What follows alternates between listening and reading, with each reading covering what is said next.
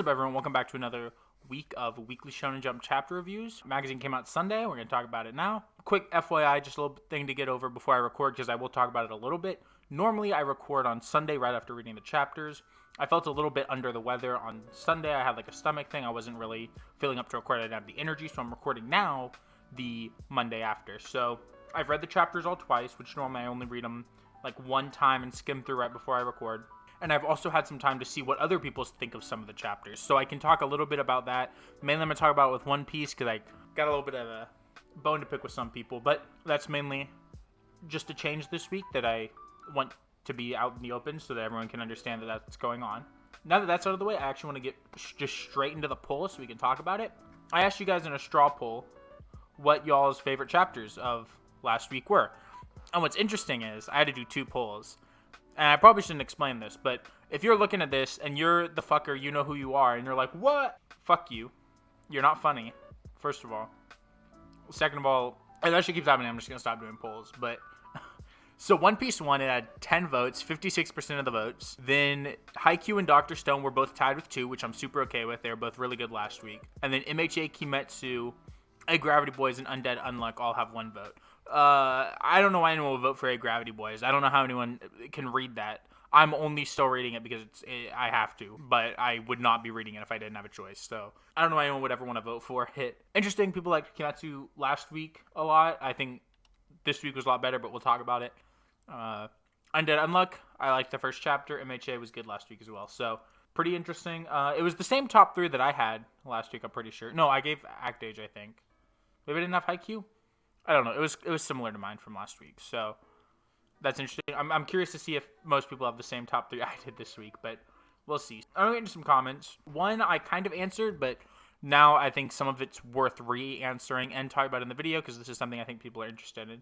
So Raphael Racine asked how close to ending I think haikyuu, Kimetsu no Yaiba, Promised Neverland, and We Can't Study are. He says he wants to know if it's worth getting up to date or if you should just wait for him to finish. If your plan is to wait for him to finish, I would say Kimetsu, with what happened this week, very close to ending. I would not be surprised if it ended within 20 chapters of now. I think Promised Neverland and We Can't Study can end anywhere from another 20 chapters to I could see both of them going on through the end of the year, potentially. I don't think either of them should. I think they both should end this year, but I could see if they really wanted to drag out some of the stuff, it could continue to go. I would say both probably have, I would consider probably around 30 chapters for them to get through everything they still have to. Probably Promised Neverland would end before We Can't Study, unless Promised Neverland decides to really slow down its pacing and really drag out all of this final stuff. And haikyuu is probably not ending this year, I would imagine. It could end this year, but it would be the very end of the year, like November, December, just with the game and how long games take. So I would say Kimetsu no Yaiba, you should probably wait. We Can't Study and Promised Neverland, if you're really curious and want to read them as they end, I would say now is a pretty good time to catch up because they are ending probably around the halfway point of this year, maybe a little bit later. Haikyuu, if you want to wait, you'd be waiting probably another year or more. So that's just a quick thing. Then there were 2 people who had things about Undead, Unluck that I'll just kind of bring up now because I can talk about kind of more general stuff now. So someone said, I wonder if Undead, Unluck will get more plot focused or if it'll remain comedic. And then someone also says, biggest problem with Undead, Unluck is whether or not they could stay consistent with the rules they're setting forth about how her powers work. One of them, Undead, Unluck, looks like it's getting more of a plot focus this episode that was kind of introduced. And then about consistent with the rules, we got more information about the powers that I think could be interesting, but we'll talk about that more when we get to it. Also, there was AAA, the same person that left the first comment, left another one that said some stuff about One Piece. I'll put it up on screen.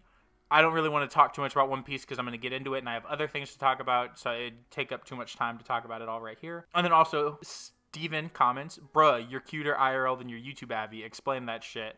That's just how good I am. I surpassed 2D and 3D. I'm better than all of it. So, now that we're done with comments, let's get right into the chapters and how Jump made me a genius this week, starting with One Piece.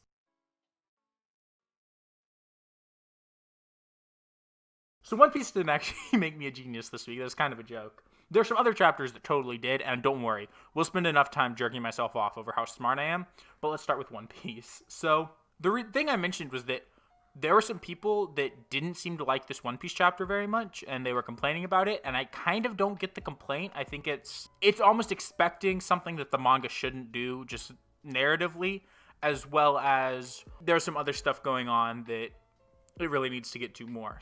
Seeing Odin have to like bide his time and wait to attack Orochi is good, right? Like you can't just, that's something we see with the Scabbards Knight, you can't just go in and attack Orochi. And that's something that Odin realized when he goes up there is, I can't just go attack Orochi now, right? He has so much power with the clone fruit and with all these other things, he can't just go in and attack Orochi. That's, even if he say killed Orochi, he loses because there's so many other options with all these double fruits and stuff. Odin can't just go for it. Another thing that I loved in the chapter, and it's something One Piece does a lot, I mainly enjoy it when it happens with Luffy and the other Straw Hats, but it's any time that you have the authority figure and they're just stuck by the people that support them and follow them because they know that they're right.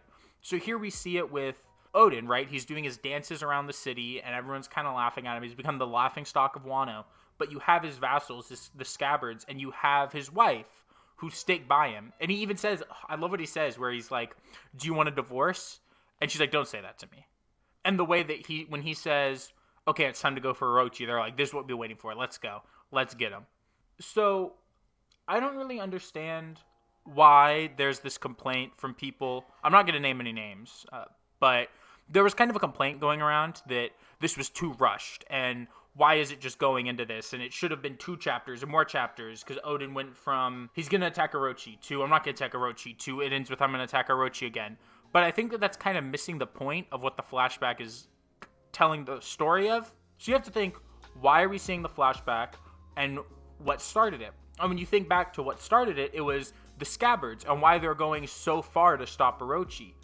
And so the story of what this is, yes, we've been getting other stuff about Odin and about his adventures, and that's stuff that matters to the story, and it matters for us to kind of get the context of it, but at the end of the day, the main thing that this flashback really is serving is to show us why the Scabbards are so indebted to Odin. On top of that, Odin's a character who's dead. We're not going to see him again in the story. So if you had spent all this time developing Odin, yeah, it would have made his character really good and it would have made it better, but at the same time, now you're taking away from what the story actually is, which is, this is a flashback. Our main characters aren't in this at all.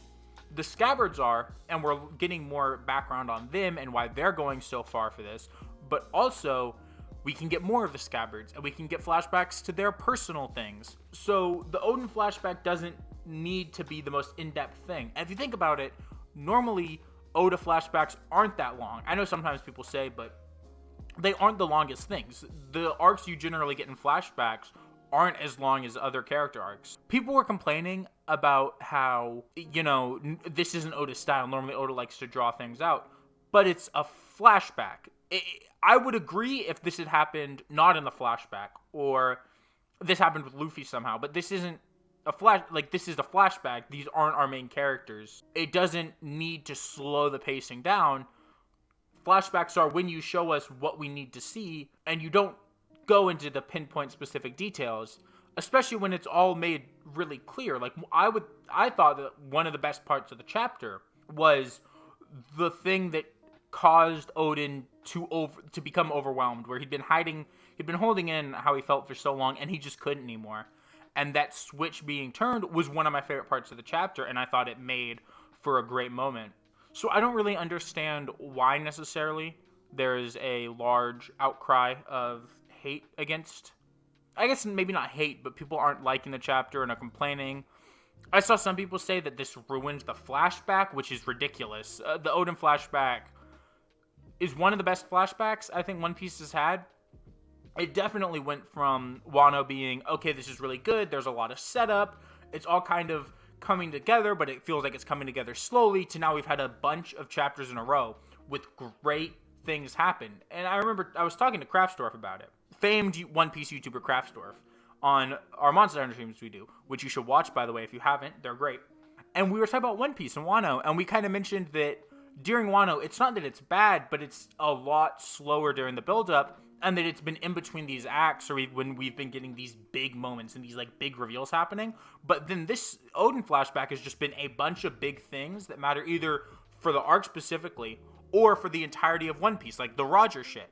And we've been getting that consistently drip-fed, not even drip-fed, just consistently pushed to us in this Odin flashback the entirety of the time that it's been going. So I don't understand this complaint of it being too fast or acting like it just completely skipped shit that is necessary. It gave us all the context we needed. And Odin, while he's an important character, he isn't a character that is in the arc in the sense of like, Odin's not going to show up in the arc. So we've gotten a lot of him. And there are other characters that have had good arcs where we see kind of their arc happen. They've had slower moments. Like I would say, you kind of get it with Corazon in Dressrosa. But the reason that we needed to see all that stuff is because the little bits of Corazon that happened there were extremely important to Law. So we saw that because we needed to understand Law and we needed to understand Doflamingo better. I think seeing extra bits of this Odin stuff here, say we had gotten another chapter, it's not going to change the Scabbards because the Scabbards' position was unwavering from the beginning. We know that the Scabbards stuck behind Odin because they knew he would someday be Odin again. And that's all we need to see because that's all the purpose that it needed to serve for us. So now we understand that they've stuck by Odin through all this time. I really don't understand the complaint. I guess it's fair for them to think that, but I think that saying that misses a lot of what's actually going on. Odin is the main character of the flashback, but we aren't seeing the flashback because of Odin. We're seeing the flashback because of the Scabbards. And that's who we'll return to once the flashback is over. That's it for One Piece. I really liked the chapter. There were a lot of moments I loved. I loved that spread of the Scabbards being together. It reminded me of the one that happened a few chapters ago, where it was them in the rain. It was really good. I enjoyed it a lot. Good job, Oda.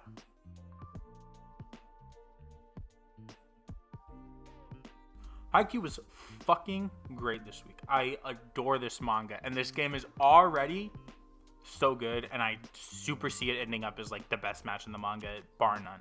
It's not there yet. Don't get me, I don't want to be saying 2 chapters in, it's the best match in the manga, but it's really good so far. There was a bunch of smaller stuff. I think part of what makes Haikyuu so good week to week, especially, is that there's big moments, right? And this chapter had a couple big moments, but it's a lot of the small things that it feels like no panel is wasted because we almost always get something small that helps advance what's going on. It's one of where I would say Haikyuu's like best things. And it's not in the way that One Piece does it, where with One Piece, a lot of it can be small world building stuff or just smaller things that are more lore or story. A lot of times it's just these small character things that we get. Like, for example, Hinata hits the serve and he wants to hit the serve better. And people are like, that was good enough. You already got it up. And Hinata's constant need to grow is great. And you see every page and every moment in the manga is filled with these small little things. And I think they just add so much because you see it and you're like, yes, that is that character. I love them. And it's just filled throughout the manga. And that's something that Haikyuu does phenomenally, especially as a sports series. It's really, really good about it. There are some other things, like another small thing was Ushijima's reaction to Hinata's growth. And I guess you could say it's not small because there was like a page dedicated to it, but it's still not like the big moment of the chapter. And seeing the way he was excited that now Hinata's grown and he's not just kind of this gimmicky guy who gets sent out and styles on him, but all he can really do is style on you. Now he's a legitimate volleyball player who's good and can do things. And that's great. There's another, I love that Akashi and the previous Little Giant are like, manga editor. It's a funny little thing to me that they have like a business relationship outside of just the volleyball, which is nice because it's something where like it's a good way to put 2 characters together. That's something that can happen in real life. Just the idea of people kind of end up being near each other, and you see people from a long time ago or people you have weird connections with all the time, so it's not that weird of a thing to have happen, and it's fun to see. I think the first really big like good Haikyuu moment of the chapter though was the Mia twins and their argument. It was so good because I think one of the things that made it really great was that this entire arc we see all these people that played volleyball in high school and them kind of leave volleyball. And with some people like Tsukishima, he's playing in Division 2, but we see so many people, almost everyone on Karasuno, bar Hinata, Tsukishima, and Kageyama, quit volleyball, right? We have so many characters now that are here that have been playing that have now quit. And then we still see some that are still playing. The monsters are still playing and they still have the drive. And what I like is that they all played volleyball and they all still care, right? And we know they still care because they're still here. They're all at the game. They all care. But they don't all need to play volleyball. But that for those people that are still playing, it's about this drive and that even when they see something scary going up against them, something that's difficult to deal with and that they can't just kind of breeze through, they get excited. That's when they have fun. And that's what the people who are going to play it forever and be the best need, is they need that drive. And that some people have that drive in different things. Like, I love that what he says is, don't think that because I'm not playing volleyball, it doesn't mean that I'm not going to have a more fulfilling life or I'm not going to be more successful. Just because you followed the professional sports route, you followed this hobby, I have other passions. And if I follow those passions, I can be just as successful as you are. I love that idea. But what I love is that it's answered, and that Asumu says, no, I'm going to be the most successful. I'm going to tell you I've had more fun because I'm following what's fun for me, and I'm just going to follow this path with this drive to keep getting better and to keep having fun. It's really good. I also definitely don't expect it to be the only time we see this come up in this game. I definitely see it coming up more as it goes, and we see more people that have quit volleyball, more people that are still in it, why they still continue to follow volleyball as opposed to quit it. It's really nice, and it's something that fits with an arc that takes place after high school, because we saw them in high school and why they're all playing as a team and in high school. But once you take that jump to a professional level, there is a big difference mentality that has to happen. So I like seeing them go through this change and it talking about why people have to go through this change and what the mentality you need to be that next level player. Okay, so there's something I loved in this chapter, which is when Kageyama received the first freak quick that Asumu and Hinata did. First of all, the spread where he received it, one of my favorite spreads this week in Jump. Fucking phenomenal. If a certain other manga that I talk about a lot as loving hadn't existed, easily would have been my spread of the week. But I love that Kageyama receives the quick. And it's something we saw. They even mentioned, it's weird. I feel like they mentioned it like we hadn't read the match, the Asumu twin match, where they did the quick after seeing it one time. But if you remember when the Mia twins did the quick, Tsukishima was able to block him because he'd seen it. And now when they did the freak quick, Kageyama was able to receive it because he knew it. He knew it. He's done it. He knows what Hinata is, so he's able to adapt. And I love that because it's almost like a subtle going back. And then even Tsukishima, who is the person who constantly wanted to block it the most, was able to see it was going faster. And it's that kind of, when you play against it a lot, you almost are better at it. Almost another thing is that Hinata was the person who was able to receive Kageyama's serve because they'd played together for so long.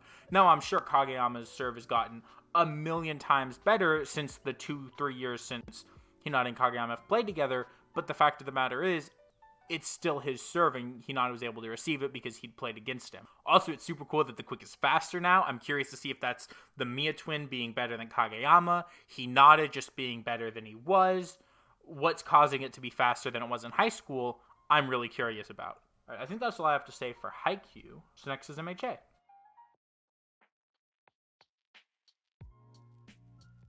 I liked MHA this week. It was good.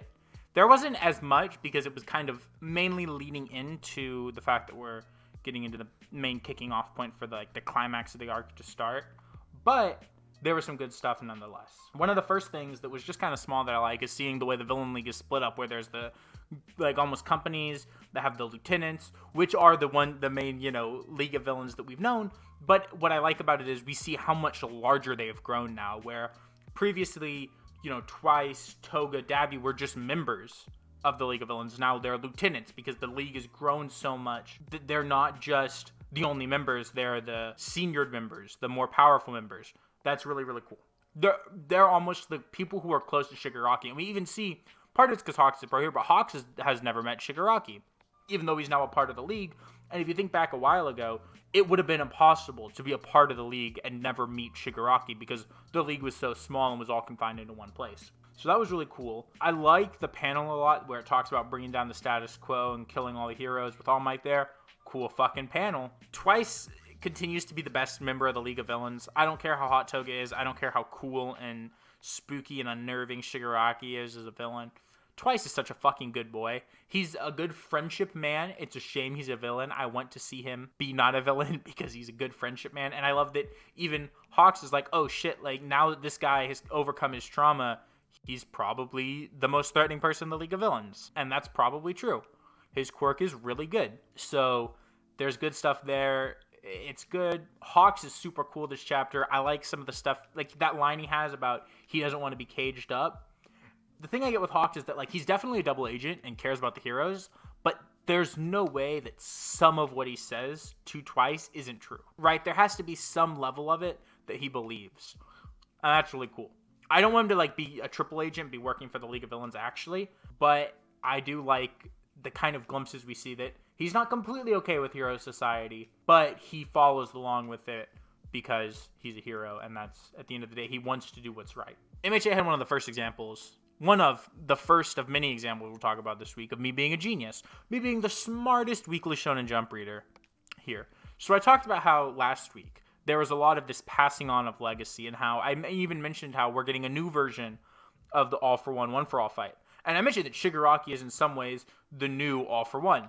And it literally, I don't think it had said it before in the manga. So if it had, and I'm just restating the manga, I might be stupid.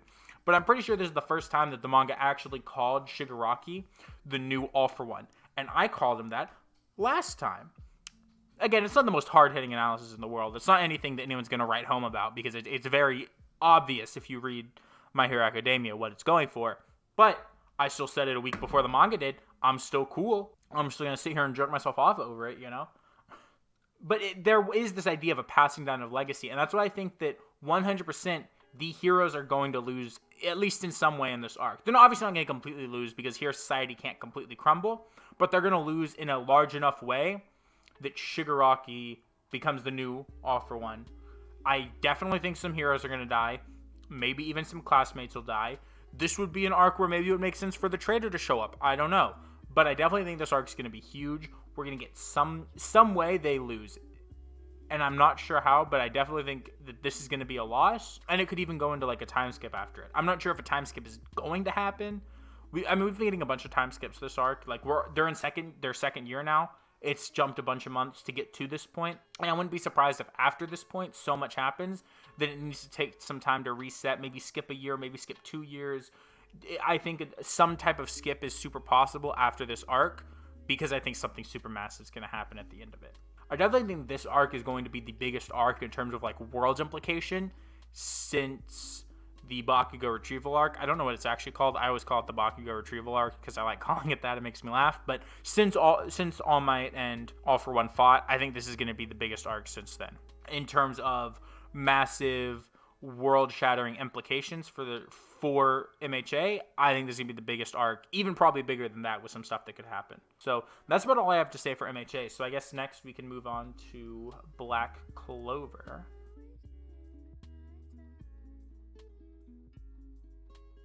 Black Clover had some stuff this week I liked. It wasn't my favorite chapter, it never is, but I have more good than I have to say bad about Black Clover this week, because I have almost nothing bad to say. It's continuing just its fight chapters. There isn't that much going on, but there is some stuff I do like. So I liked the line that was, I have to be obstinate and stick with it to the end, as well as just the whole way that he kind of won through hard work and through training. It reminded me of kind of similar reasons Luffy was able to beat Katakuri and Luffy Katakuri, and I enjoy that. I always like the classic shonen tropes, so they always kind of get me whenever they're done. Even if they're not done amazingly well, I like when they're done. We get more of the people that they're fighting right now being very interested in these stages and their power, and they kind of assign the idea of your actual physical power, almost like a power level is all that matters as opposed to your hard work or what you do with your power. They seem to only care about their power level and how strong they are. At the end of the chapter, I think the captain is just hurt, but it might be that the vice captain is dead, which would make Yuno the captain, which I would actually kind of like that. I like the idea that Yuno moves up really fast, and it leaves Asta in a situation where he almost can't even hope to compete with how fast Yuno's moving up, but still somehow Asta would surpass all odds and become the Wizard King. I like that a lot. Also, Tabata had some great art this week. He always does. His art's a banger. I think I made a joke to someone where I said, like, I wish Black Clover was as good as Tabata's art is, because Tabata's art's really good, and there are some things that I like. So I think this Black Clover chapter had some good stuff. I like the hard work stuff. I like the way Yuno is kind of awkward as a vice captain, and he's formal with people, and they're formal with him, and none of them just need to be formal at all. So there's some good stuff. I'm excited for the next chapter, but I'm not super pumped. I wasn't super pumped with this chapter and everything it did. I just think it was worthwhile, though. It was better than it was not better. So, I'll give it that. That's honestly all I have to say for Black Clover. So next is Kimetsu.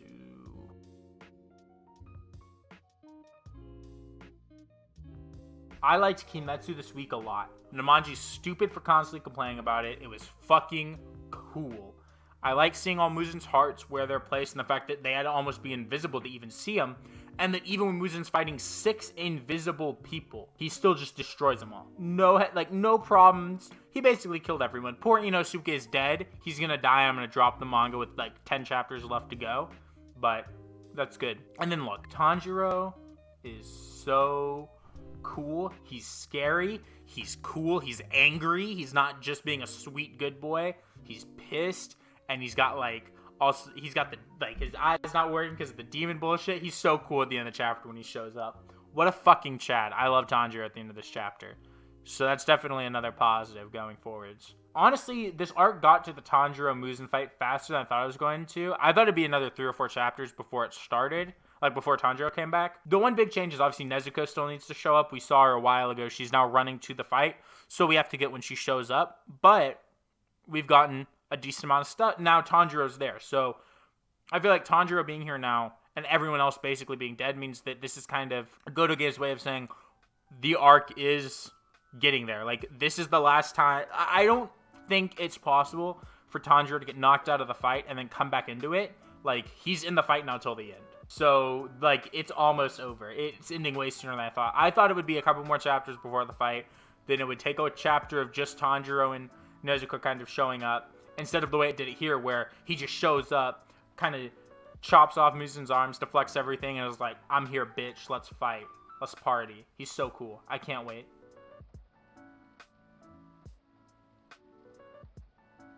But that said, I think that's about all I have to say for Kimetsu, so we can move on to Promised Neverland.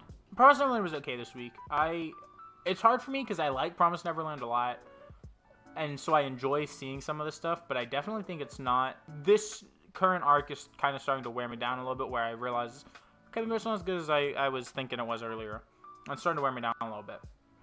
There's still some stuff I liked, though.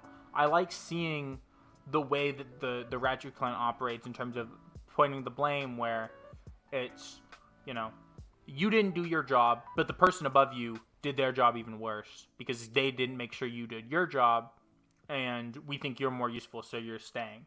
And so she gets moved up to grandmother. And, it's great because now Ratchet's just such a big piece of shit. He's a greasy, slimy fuck. I wrote in my my notes I took, I said, God, I hate Ratchet, what a stinky man. Which is true. He's a greasy, stinky, slimy fucker. But, he's kind of a great villain. And something that the mom, I guess grandma now did this chapter was the way she came in and she was pretending to be nice and pretending to help. And it was like, yeah, we're going to kill them all. And now we see Emma Ray and Norman are coming in. And I'm so interested to see what the mangaka is going to do with it. Because I think one interesting way to do it is she tries to put on, the nice facade, and they just don't buy it. They don't buy the nice facade, and they kill her or some shit. Well, I mean, I guess they're not going to kill her, because that's not what Emma likes, but you know what I mean? They fuck her up. Or she doesn't even try that. There's a lot of things that can happen. I'm really curious to see the direction it takes with it.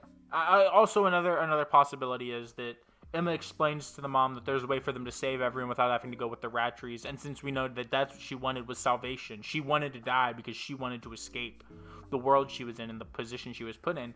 Now Emma could hand her that way on a silver platter, and I could see her just taking it and leaving the Ratries. And that was even set up in this chapter where she's almost not with the Ratries willingly, but because she wants her escape, and this is the only way she feels she has that escape. I like it. It's good. That's about all I have to say for Promised Neverland. I think it's doing some good stuff, and I want it to be more good than bad right now, and I think that it is still better than it is not good. So I'm curious to see how kind of this next part plays out, because then obviously there's going to be going and saving everyone from Gracefield, and I have a feeling that that's not going to be as much of a decided plan as a lot of other stuff has been. It's just going to have to be they brute force their way in. They don't have time to create a plan because everyone in Gracefield's about to die. So that's what I expect to see for that. Next is We Can't Study.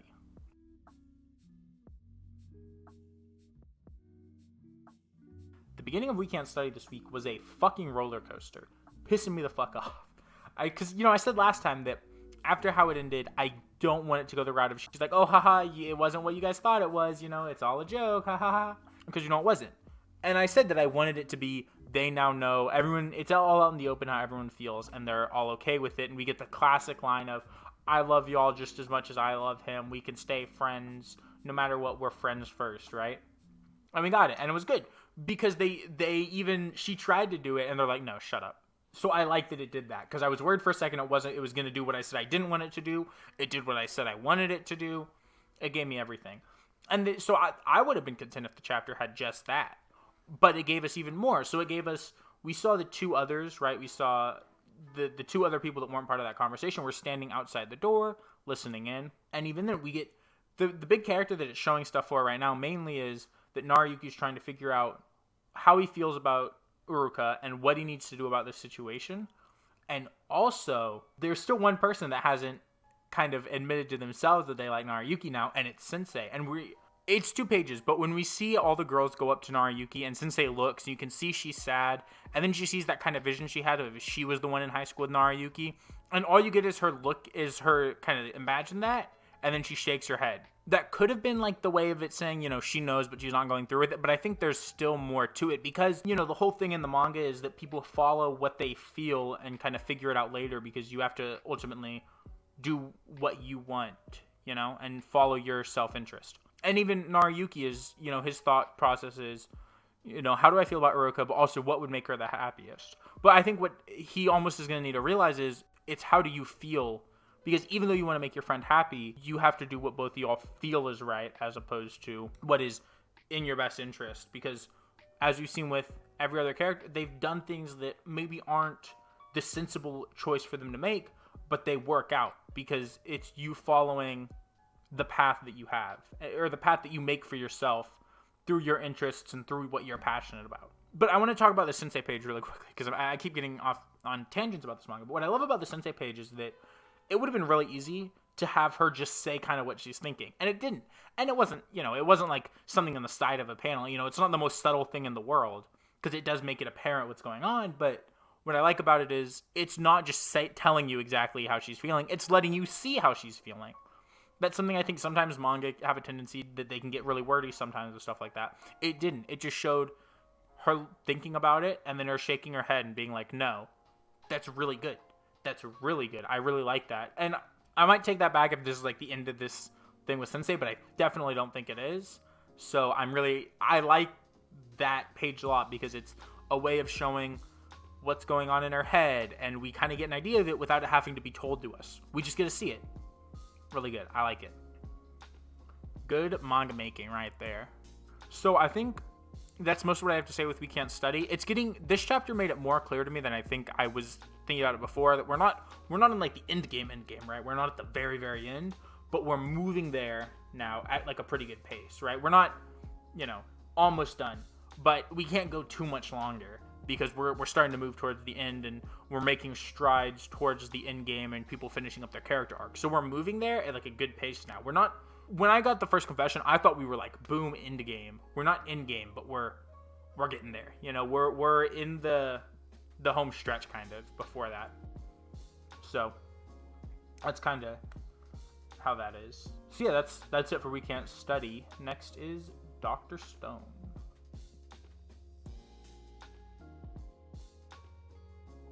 So for Dr. Stone, there were some things I liked this week a lot. That, again, sometimes it's small things. So for Dr. Stone, something I really, really liked was that, like, anytime there's any element of, like, physicality in it, Senku just loses. Like, he got his arm stabbed in this fight because he got, like, too close to the guy, right? He's not a physical person. He has to win through planning and through science and through kind of, in this chapter it was teamwork.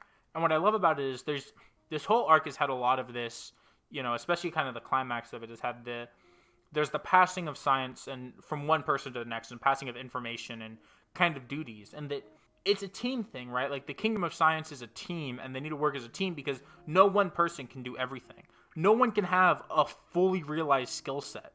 And so even in Senku's big plan where it's just him, he has to revive someone to help him, because you can't be just on your own in science. And that's what I love, is that it requires the other people, and Dr. Stone is really good about these people have these skill sets. These people use these skill sets in these ways. I fucking love it. And that was something that, it was really good because we see he had to revive him. But that was part of his plan was, I'm going to use other people. And the other guy's kind of on his own. Like, he froze basically everyone he's friends with. He abandoned all these other people in pursuit of his own interests and kind of goes against science, right? He thinks it's, they call any like science thing magic and don't appreciate for science it is. And Senku and his team using science and using it's not even necessarily that they use science, but it's that they use like a scientific mindset in everything. And that's what I really like, is that it's not just about using, Unga Bunga me use science. It's that like everything that they do should be through a scientific mindset. And when that happens, I think Dr. Stone's really good, because it is something more than just, Senku combine thing, make new invention. No. It's about what is science. And at the end of the day, science is, it's a method, right? There's a question, I want to figure it out. Science is the process that you go through to get there. I think it's something Dr. Stone understands pretty well most of the time, and that's something that I really have been enjoying about this arc and in this climax of it. And in this chapter, it was good too. Also, Senku looks so cool in that like last page where he was like had his finger in his ear. What a fucking Chad. He looked so cool. I love Boichi's art. It's Kinora goat swag.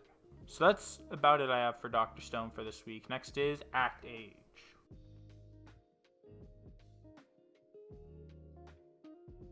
Kino, Ra, Goat, Swag. I love Act H. Also, this is the second of the manga where I am a genius.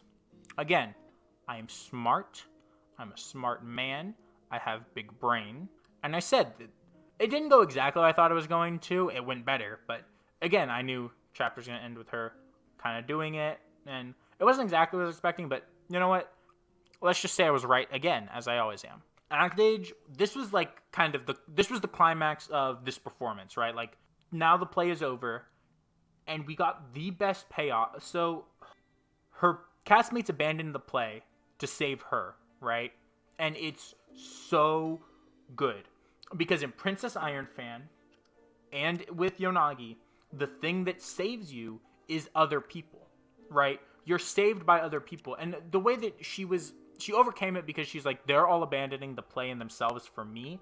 And then she got mad at herself, but it was once you direct that anger inwards and you think about the other people, that you can get past it. And, Princess Iron Fan and Yonagi and the director were all alone before. They were people that didn't have someone else. Because, yeah, Yonagi had her family, but you can't, as an older sibling, put all these worries and all these emotions on someone else's shoulders. But once Princess Iron Fan and Yonagi as an actor have those other people, they're no longer alone. And I love that it says, Yonagi's talking, and she says, the young Yonagi's talking to the older Yonagi, and she says, you're no longer what I once was. She says what I once was, but is also showing the director, because the director, older Yonagi, and what Princess Iron Fan is at the beginning of the play are all the same person. And what's kind of interesting is, it's almost like you can't expect the director to write the solution to her problem, because she doesn't know what the solution is. That's why it's also the director's problem. She just writes a character who wants what she wants, right? And she just writes a character who does what she wants herself to be able to do, but she doesn't know how do you do that. So what ends up having to happen is, for Yonagi, who's able to embody that perfectly and be that person, she couldn't just follow the play and do it. Because, like, I can't write, this is, a major life issue that I have. This is a personal flaw I have, and this is exactly all I need to do to get over it. It's not that simple. And so it was written, and then it ended up being the castmates and the other people had to break the play and abandon the play and lose the competition to be able to save Yonagi. And just the end of the chapter is so good, because Yonagi is not even, like, sad. She's happy because she realizes she's an actress now. She has stuff she didn't have before. She has friends. She has castmates that are there to support her and are willing to abandon their play and completely throw the competition away for her. Even we see Riku Ogami, the Chad, the hero, literally, he's like top 3 characters for me right now in this manga. Abandons the play and what he said about how he was always going to be true to himself for Yonagi, for his fellow actor, and someone who they are realized needs the help. And because of all that, she's able to realize it, and that's what makes her better than the director. Is Yonagi originally shut herself away, and what did she do so that she was able to play this part? She shut herself away. And what did Princess Iron Fan do at the start? She shut herself away. but that it's once you start interacting with other people and you use other people as a way for you to grow past it, they were able to forgive. And that's what the director needs to do. But because she had shut herself away and had just focused on her art and her anger, she wasn't able to do that. It's so good. And like, it's great because, you know, we've been talking the entirety of this climax of the arc about how everything it's doing is about them being together and them working through the issue together. And that's what the whole arc is about. It's about working with other people and using other people to kind of overcome your issues, as opposed to what was happening with the artist and Yonagi when she was younger, where if you just shut yourself away and you only focus on yourself, you're just going to kind of fester and your anger is going to grow, when that's not a healthy way to deal with it. You need those other people in your life. Fucking phenomenal. I love it. So good. I think that's about all I have to say for Act Age. So next is Jujutsu Kaisen.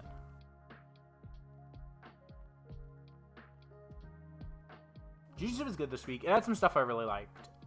I like Itadori a lot. He's always great. I loved the way he like jumped up and just yelled at people from all the way across Shibuya. It's great. He's so fucking good. And I'm excited now because, you know, Gojo's just so strong and so cool in every way. He's great. But also now Itadori's going to go try to save him, and he's getting everyone else to go try to save him. But the bad guys want to kill Itadori. And I think that it's going to be, you know, obviously them stepping over the line past what they needed is what's good. And there was a line about in the chapter I really liked about how now that Gojo is sealed, if they don't save Gojo, like the human race is doomed, because he's like so much of the, you know, the main characters and the humans like power and like their force, because he's so strong and they just need him. So they kind of have to save Gojo here. It's so good because then we're just getting a great fight now between the human guy and Itadori, and I just can't wait because their previous fight did a lot of good stuff, and I love Itadori and the way that kind of this fight in this arc is doing stuff for his character and what it's about. So I really want to see that continue. So it's good. I like it. I'm just excited for Jujutsu to keep going. This was, again, one of those chapters where it's mainly like a setup chapter. So I feel like there's less for me to talk about.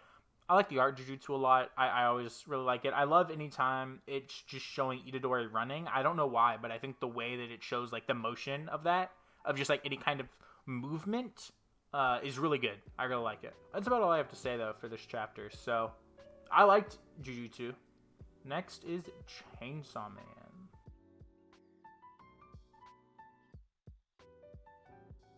I love power. She was in this chapter, so that means it's good. Chainsaw Man good when power in, Chainsaw Man when power not. It's actually like, Chainsaw Man's pretty good all the time, but it's exceptionally good when power's there. She had a great pout. Oh my god. Her pout this chapter, 200 out of 10. Best pout. Amazing. Denji's so great as just like this dumbass. Like, the way he's like, oh, I paid for the rice bowl, would eat it. And they're like, no, you could get sick and it makes it harder to protect you. Put it away. And even like the guy was like, you know, I'll pay you back, dog. Like, come on.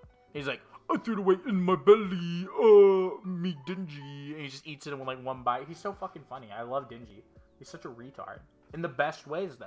I think the reason Denji works so well as the kind of protagonist he is because the way Chainsaw Man doesn't completely take itself seriously, it allows a character like Denji to work really, really well. Where I think stories that take themselves more seriously or aren't as, I don't say farcical, but aren't as just over the top, kind of edgy and just that kind of cool, the way that Chainsaw Man is, it just doesn't work as well to have a character like Denji. But Chainsaw Man's like the perfect story for Denji, and he works so well and fits in so well with everything else in the series that it's really good. Then the second half of the chapter, we see the assassins, the first group of assassins we're going to deal with.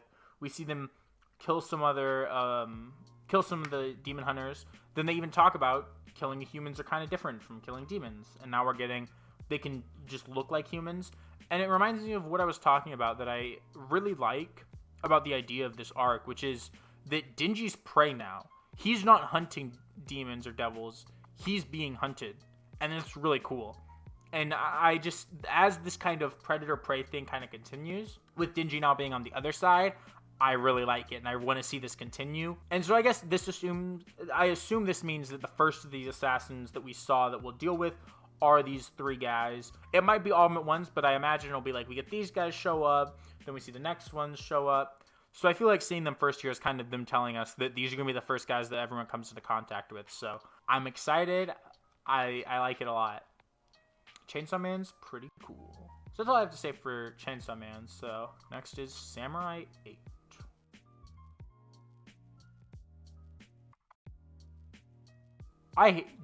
I finally realized this chapter, I think part of why I have an issue with Samurai 8 and its exposition dumps, to be specific. So this chapter is just another big exposition dump chapter. You know what other chapter of Samurai 8 was just a big exposition dump chapter? Last chapter. You want to know what a majority of Samurai 8 chapters are? Exposition dumps. And I'm not saying exposition is bad, because exposition is something that is inherent to all stories, right? You can't have a story without having exposition in some way. It is the basis for creating a world in a story. You have to have exposition. Every story has to have it. And the fact that exposition can be done well means that exposition can't be inherently bad. So when people say, oh, there's exposition, show don't tell, as a complaint, it's dumb, and it's just founded in buzzwords, not understanding that something like this in media or in a story isn't inherently bad, because there's no way that it's bad every time it happens. It's not it's bad most times, but it can be done good, so that means it's still generally a flaw. No, dumbass. The way it works is that because it's something that has to be in all stories, it can be done well or it can be done poorly, and it just so happens that a lot of times it's done a lazy way and it's done boringly. So that's something this does. My problem with the way Samurai 8 does its exposition, and it happened in this chapter with both Hachimaru and Daruma, is the idea that, like, the characters are getting bored of the exposition, and they don't care. So if they don't care and aren't listening to the exposition, why should I care? What's the point of exposition that the characters are just going to ignore? Am I just supposed to know it, and then it'll come up later and the characters will learn it? It doesn't make sense. To give an example of a time where I think the joke of a character not caring about exposition being done really well is One Punch Man, right? In One Punch Man, Saitama hates when other heroes go on these long rambles about their lives and all this shit that happens. But the whole reason that the joke works is because none of their long monologues about their lives matter. So that when fucking Saitama goes on, like, he just says, shut up, I don't care, we don't have to listen. And there are even times where the anime does this. I know, I like 1 or 2 points. I've only seen season 1 though, but the anime does this thing where they'll just be talking, but you're not actually supposed to listen to what they're saying. You're not supposed to care because Saitama doesn't care. But in Samurai 8, this is important exposition. The shit we got was about the god of the world being an interdimensional being that makes particles and other things stick together and creates like a weight that binds them, and that's the power that samurais harness. And it's like, man, maybe if we saw really cool uses of the powers, or we saw Hachimaru experimenting with it as he learns that, or caring, that would be something. But instead, we just don't get any of that. And all that happens is, oh, now fucking he is bored. Now Daruma's bored and doesn't understand it. It's like, why do I care? Why am I supposed to try to understand it if our characters don't understand it and don't care?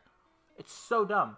And now it's like we understand what it meant last chapter, where it was like, oh, Hachimaru's got big gravity. He's got a big power. It's like, okay, shut up. Nobody cares. Because you tell us we don't need to care. If Hachimaru doesn't care and Daruma don't care, why do...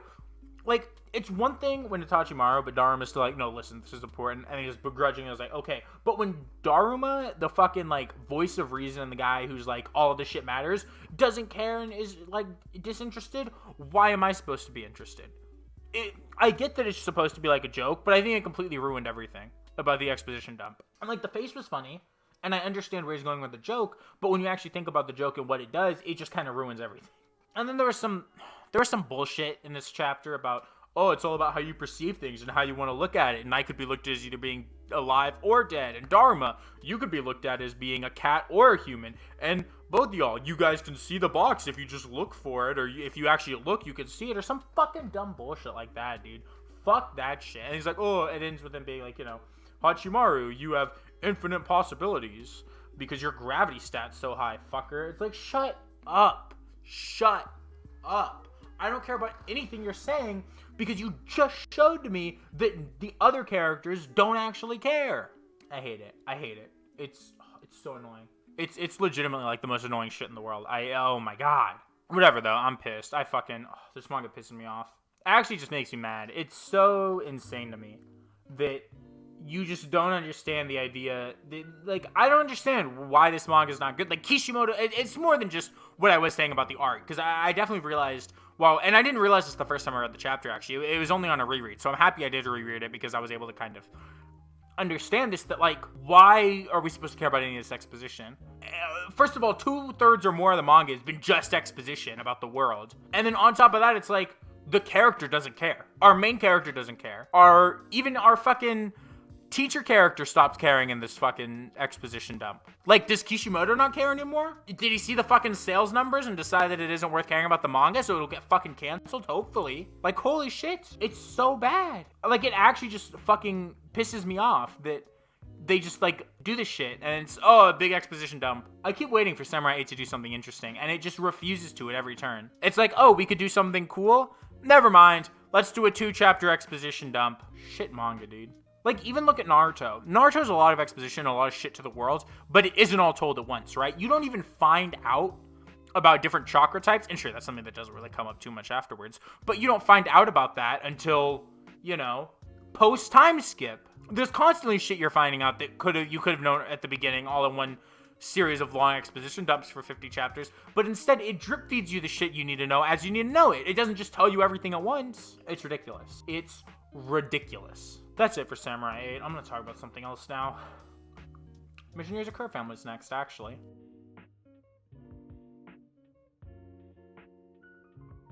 Well, Mission Yozakura family's good now, boys. It has a good eye patch lady. I like her. Cutie lady.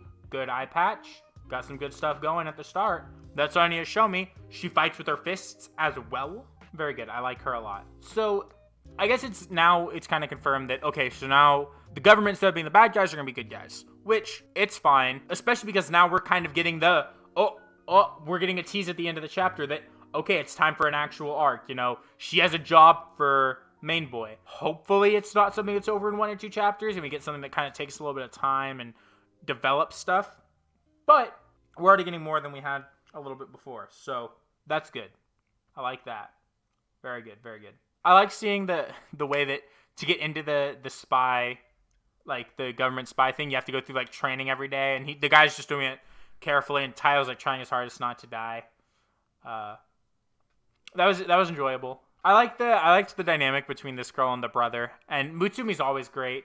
She's always just like one of the most fun parts of the manga, and so I enjoy her relationship with Tayo. So there's that I really liked. This chapter has some good stuff. It's not like a great chapter. It was enjoyable, and it is setting up for stuff. And I mean, the best thing this chapter does is introduce a good hot eye patch lady who punches with her fists. You know, she could punch me. It's the best part of the chapter. So that's really all I have to say. I mean, I want the arc to happen, and I feel like we've been getting teased for like 3 or 4 chapters now. The manga's like, here's an arc. I got an arc coming. Stay tuned. And it's like, stop fucking yanking my dick and just give me the goddamn arc already. I'm ready. So, it's got that. I like it. I'm excited for this arc to start. I hope that the manga doesn't get canceled and we can see stuff happening. Because, look, it's already got more interesting shit going on than fucking Samurai 8 does. Like, goddamn. There's a lot of manga that are already more interesting than Samurai 8. And we'll talk about them as we keep going. Fuck. That's about all I have to say for Mission Yozakura family. So now it's time for Mitama Security Spirit Busters.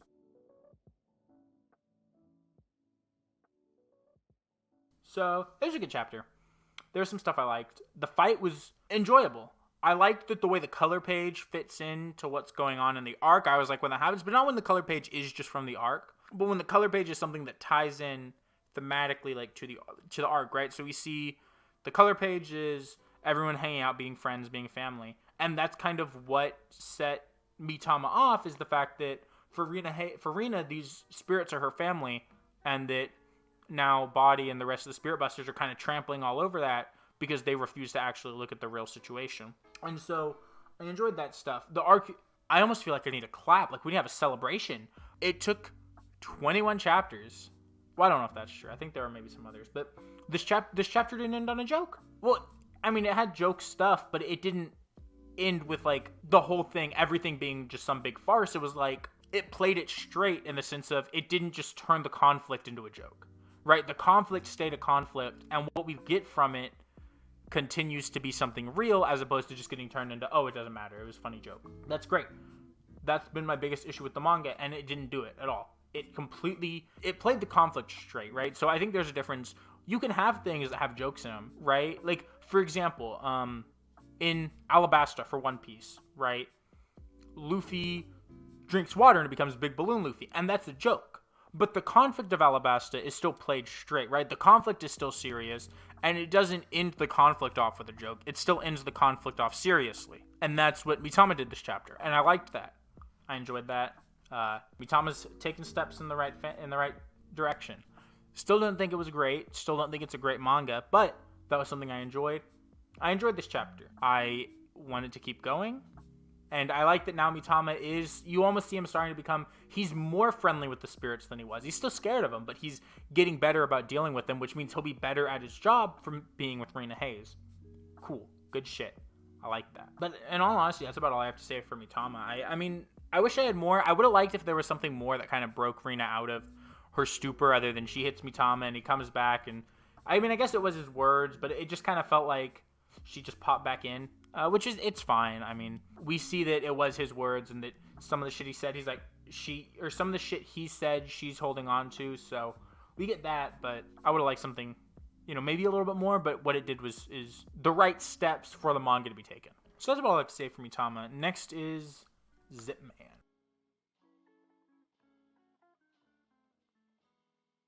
I have a lot I want to talk about actually for the Zipman chapter, surprisingly. But first of all, lady costume was hot.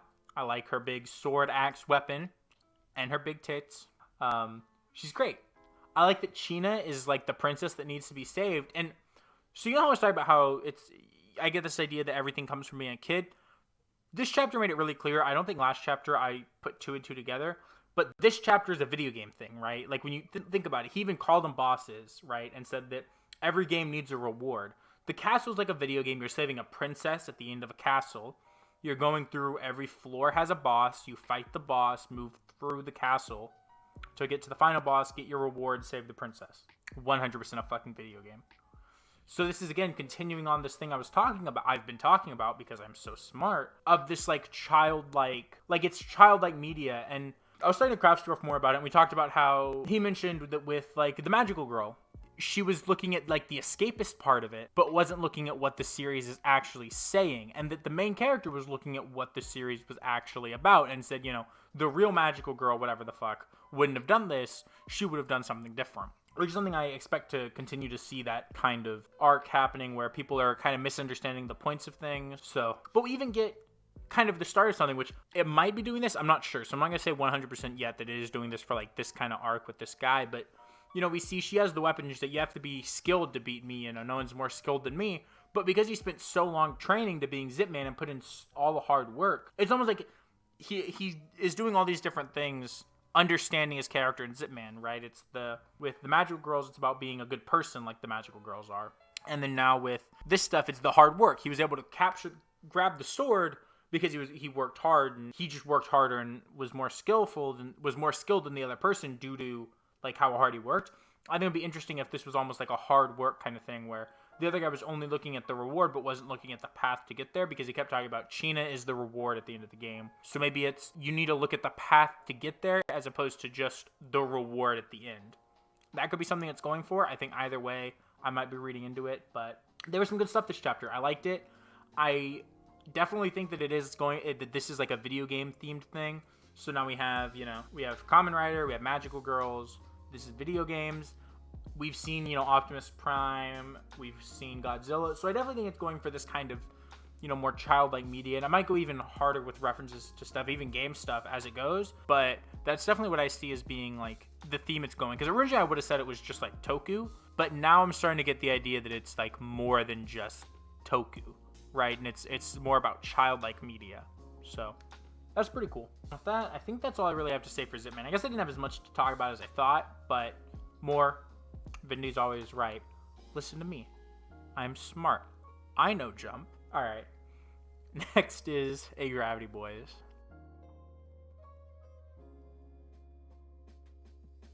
So I'm just going to read my notes for this chapter, and then I'll elaborate a little bit, but not much. I wrote, kill me, terrible title drop. So I don't hide that this manga is terrible and that I hate it, because I'm not going to pretend to like this manga. It's not like Black Clover or Samurai 8, where I really do want to try to find positives in it I can talk about. I don't even want to try with this manga. There's no point. First of all, there's no point because it's getting canceled in soon anyways. And second of all, there's no point because the manga's just bad. Agravity Boys doesn't have any real stands, and if it does, you just want to fuck Chris. Which, I mean, respectable, but also, please, sir, understand. Okay, so I should explain the terrible...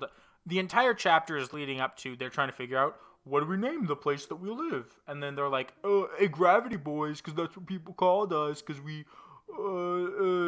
do cool things, so we're the Agravity Boys. Terrible. Garbage. It doesn't feel, you know, like a deserved, okay, we see them being the Agravity Boys. All they've done is fuck around and do nothing. The whole fucking series. The most serious thing they've done is let their friend take a shit. Like, they didn't even make it to the, you know, the worst place, they didn't even make it to the planet they're on now through their own hard work. They hit a wormhole. Like, these guys have done nothing all series but be jokes. And then it's trying to act like there's some, like, cool group that, like, defy shit and they're the Gravity Boys. Like, no, motherfuckers. Y'all are clowns. The Clown Boys. That's what it should have been. It's more living better if everyone was a fucking clown makeup the whole time. I could just make fun of them for being juggalos. God damn. I hate Gravity Boys so much. So the title drop was undeserved. There was one thing that, like, could have been... At first I thought they were going for... So when they're all giving their names and Chris gives his name. And at first I thought they were going for the, oh, Chris is cute joke. But then it's now that Chris, who's normally the most composed and rational one, sometimes has a stroke. And then they're all thrown into disarray when Chris can't do anything right. I like that idea for a character dynamic. I just don't care about these characters. And Chris is so bad, and I know that even if you try to give Chris other character traits and other personalities that you could use for jokes, at the end of the day, all of the jokes are going to be about Chris being the straight man and everyone else wanting to fuck Chris. That's the entirety of this fucking series. So why do I care? Because you can give me other stuff and pretend like you're going to use them. I know you're not going to. I know what joke you're going to fall back on. The manga can't fool me. I'm one step above. I'm, you know, like, I'm not even gonna say I'm playing like 4D chess. I'm playing 3D chess with all the other good manga, you know. Then there's some manga that I could fucking, ooh, I got you, you know, the 2D chess shit. Then there's Gravity Boys here on fucking 1D chess. And you're like, well, how does 1D chess work? There's one fucking square, and it's the Chris is a cute boy joke square, and that's all that this manga fucking sits on. Is it plays the one joke it has, and it just sits there and it doesn't move. So I can tell what it's gonna do because I see it coming, you know. It's like, ooh, it like hits the button every time, and I'm like, I know it's coming. And then the president's like, oh, you weren't ready for this. It's like, I was though, because it's all you have going for you. I hate it. It's making me lose my mind because of how much I fucking can't stand this manga. But with that, that's all I have to say for Gravity Boys. Next is Undead, Unluck.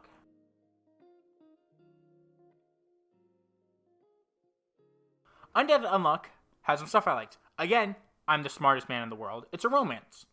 Thank God. I mean, it wasn't hard to tell it was a romance, but you know. It wasn't for sure like, bitch, I'm gonna make you fall in love with me. That's kind of his goal now, is her powers affect you more the more you like someone. So, you know, if she just like touches his hand and is in love with him, he'll like die. That's what he wants. So now his goal is to get her to like him. I also kind of like the idea of the powers being negating, right? It negates things. So you could almost say that her power, what it does is, like, he's undead, right? It negates his death. They call it unluck, but it sounds more like her power is like she negates the love that she has for people or people have for her.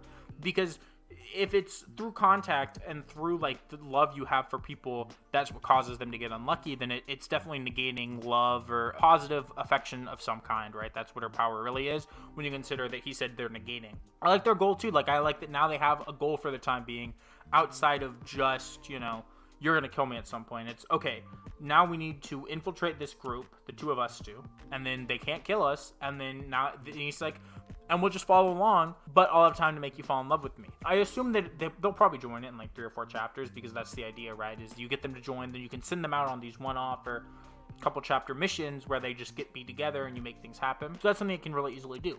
I still think this girl is really, really cute. I really like her. I like how she almost just can't contain, like, she can't hide her emotions around people because she never really...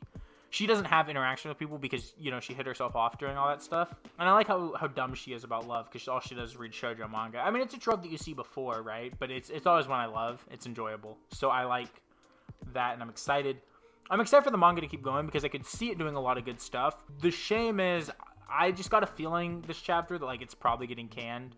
Like, not that it's bad, but I think it just doesn't give me the feeling of a manga that could stay. Like, I think I said it last week that of all the current manga that are under, so if we go to Yozakura family and below, right now I would probably say if I had to pick one to stay, it would probably be Zipman. It might be Mashle though. We'll talk about Mashle in a second because it was fucking good, but I just don't get the feeling that Undead Unluck is gonna stay over Yozakura family or Mashle. It's probably just gonna get canceled, which is really sad because I think it could do some good stuff. I don't think it's necessarily been great so far. I've liked both chapters though, so I want it to continue. I just don't know if it's gonna be able to keep being what people want from it necessarily, or not. I just don't know if it's going to keep being something that stays in the manga. I don't see it having staying power. It doesn't feel iconic enough to be something that stays, right? And I think that's something about like some of the newer manga, and I almost have this problem with Mashle, but I'll talk about it in a second. So I think that there's this thing with a lot of the manga where the ones that stay and the ones that get canned, it's like a distinct visual difference, right? All the ones that have staying power have something unique about them, even just at a glance visually, I think, that separates them. And I really think Zipman is the only one that has that kind of style of the newer ones that I would really say, like, even just on visual style alone, I can see it staying super hard. Undead Unluck and Mitama are the two I would say are worst about it, where not that they don't have their own art and style, but that I just don't think it's enough to get people to want to read it at a glance. And I think that's what you need as a new manga, is you need something that you see it and you're like, ooh, I want to read that. And I think that Undead Unluck just doesn't have that, and it kind of became more apparent to me as I was reading. So it could stay, I just think it won't get, like, the readers it needs. Another one I think that kind of, like, I think Samurai 8 has been going as long as it was and didn't get canceled or like some of the others because of that visual style. Because it does look like something that you could see being good and being, like, a staple of the magazine.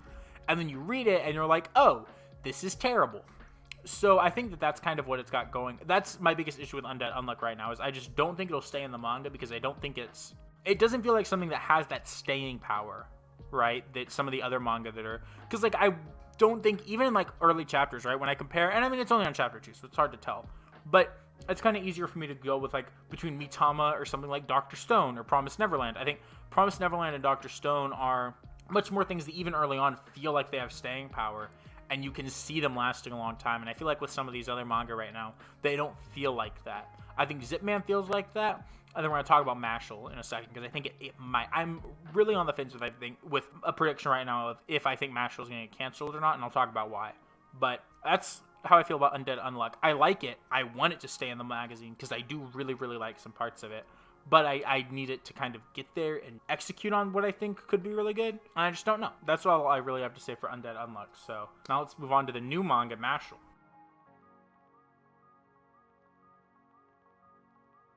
So Mashle was really good. I enjoyed it a lot. I was surprised because I enjoyed it. I didn't think it was great.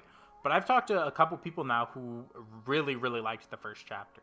And I wouldn't be surprised if that continued in Japan. The first thing I want to say about Mashle, talking about that visual style and just continuing on from the Undead Unluck conversation, because I assume most of the people who are here are going to have read, like you read Undead Unluck because that has 2 chapters, and you read Mashle because that has 1. If you haven't read them and you just want to hear me talk about the new manga and see if you should read it, my thing is I would say go read it. But I also really quickly want to touch on, when I look at like the key visual that Viz has on their thing, and I'll post a picture of it, and it's also, it'll be in the thumbnail, but when I look at that picture, the first thing that it hits me is, this shit just looks like Harry Potter, right? Main boy has, like, the Harry Potter robes. He's got a red tie, you know. Okay.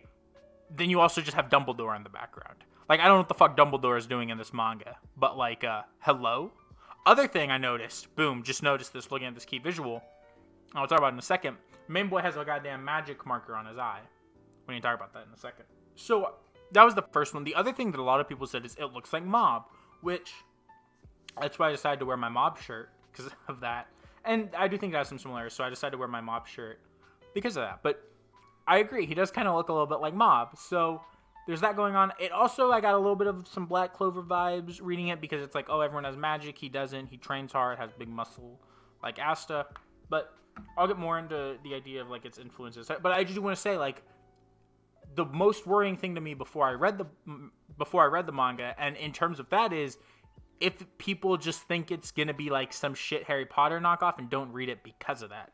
Because I think that, like, it looks so similar to Harry Potter, it's kind of scary, at least in this one key visual. So that's just the first thing I wanted to get out of the way with the manga, is that like this is something that I would be a little bit worried about in terms of it having that kind of immediate recognizable like visual identity that becomes staying power. I don't know, just because of that, it kind of makes me a little bit more wary. But when you actually get into the chapter, and anyone who read it, it was really good. It had some jokes. The reason I say mob is it had some jokes that reminded me kind of the way it'll draw like a face as like its joke. It did it very much how one likes to do those jokes. I thought overall it was pretty funny. There were a couple jokes I really liked. One of them was the 2 times that main boy like ripped off the guy's shirt just by grabbing it because he's so strong. I also like the 2 times he just like knocks magic away. The face that the guy who shot magic at him made. Both of those were really funny. There are some other smaller jokes I don't want to, go over. This is a Vindy's joke review where I just review every joke in the chapter. But it had some really funny jokes. It even had some stuff I liked. I like it does kind of what again, to talk about Black Clover, which I'm not going to say it was inspired by Black Clover, but I do see some similarities where, like, people with stronger magic are looked better upon. But it's based purely on your magical ability, not also on your social status and your birth. It might be, but at least as of right now, it's not like that. I enjoy, like, the idea of the people without magic are really weak. And even they kill people who have no magic. So our main character's, like, an oddity because nobody just doesn't have magic. He's someone who, like, shouldn't be alive. And I love the, like, time when he comes in to save his father character. Where, like, first of all, cool fucking spread where he busts through the fucking thing. Like, through the door, through the wall. But then also just, he gives a speech about family and all this shit. Always good. So the one thing I noticed, and I'm going to give a theory that I think is the most sensible one that makes the most sense. But, so, in the like, kind of key visual for the manga that's on Viz, main boy has the little magic marker on his eye, right? The thing, everyone has, like, a little magic mark. And I think what's most likely is he puts that on so that he can enter the magic school and people don't realize he just doesn't have any magical powers at all. That makes the most sense to me, right? That's what would be smart just as characters to do so that everyone doesn't know, oh yeah, this guy should fucking die, That's probably the most likely one. MC's a good boy. I want to see more of him. I like that he's also just kind of weird and awkward, but he's still, a good-hearted guy. So I'm excited to see more of him. I need to see the school because, again, like, it looks so much like Harry Potter that I just worry it's going to almost completely copy it once they get into the school. And if the school has, like, 4 houses that you join based on your personality, based on some kind of sorting ritual, it's going to be a little bit too much for me just in terms of that. But I don't mind that at least visually it wears some of its kind of, influences on its sleeve. Like, it wouldn't surprise me if he said, yeah, Mob and Harry Potter were kind of some influences of mine. That'd be really cool, as long as it kind of forges its own path past that. And I mean, the muscles are a start, but that's just, like, kind of the setting. I want it to narratively and thematically forge its own path and tell its own story. And I worry sometimes that because it's so similar to it visually, that it might not be ready to. So that is, like, the one concern I have with the manga, but I am really excited for it to go.